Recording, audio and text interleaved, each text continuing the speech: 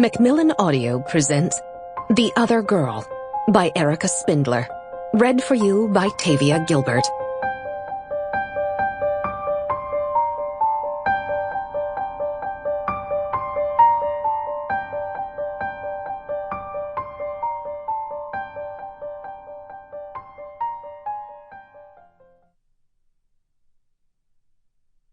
Prologue.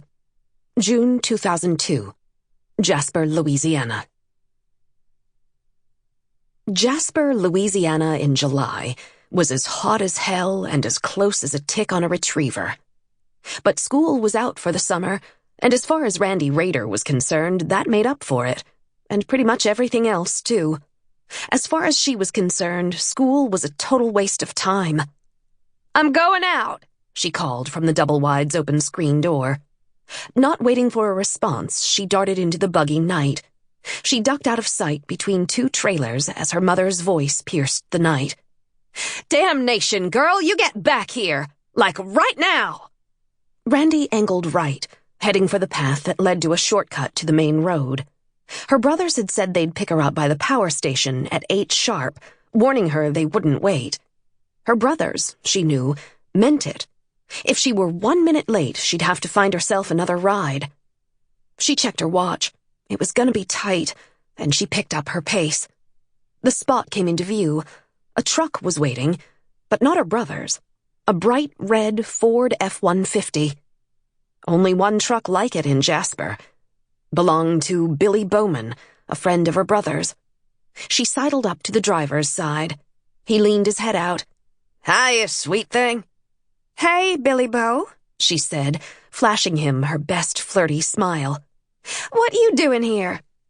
"Waiting on you." "Me?" "Your brothers told me to come pick you up." Figured. But she asked anyway. "Why didn't they come?"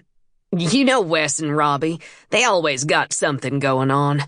You gonna hop in or what?" Billy Bo was irritating, but harmless. She supposed the thing that turned her off about him was the way he sweated. A lot and all the time, no matter the weather. She felt kind of sorry for him, 'cause he couldn't help it. She'd heard a couple teachers talking about it. They said it was a glandular problem. Randy had big brown eyes, and she knew how to angle them just so to get a reaction out of a guy, and she practiced on Billy Bo. "I don't know if I should." "Aw, come on. I've got a cooler full of Dixie long necks. Maybe you want a party?" "Sounds like a good time. Coming around, Billy." Randy climbed in, and he handed her a beer. "Opener's in the console," he said, pulling onto the road, spitting up gravel as he did. She reached for the opener and saw that wasn't the only thing stashed in there.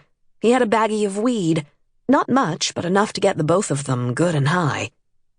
This night was looking better and better. Randy popped the cap and took a long swallow. The ice-cold brew slid down her throat, and she shivered. "How are you doing tonight?" she asked. "Can't complain. It's Saturday night." "Hell yeah, it is." "How about some tunes?" he asked, and turned on the radio. Toby Keith's new song roared through the speakers, and she sang along between swallows of beer. Billy Bo cut her an amused glance. "Robbie told me you got into some trouble recently." She drained her first beer and reached for another, then popped off the cap. "Yeah, asshole cops caught me drinking and raised all kinds of hell." She snorted. "Threatened to get me sent off to juvie." "That blows." "No shit. Mama's all over me like white on rice. I'm under..." She made quotation marks with her fingers, spilling some beer on her shirt in the process. "House arrest." "So how'd you get out tonight?" "Waited until Mama got in the bath. Besides, what's she gonna do, call the cops on me? I don't think so." "Suppose not." He took a swallow of his beer.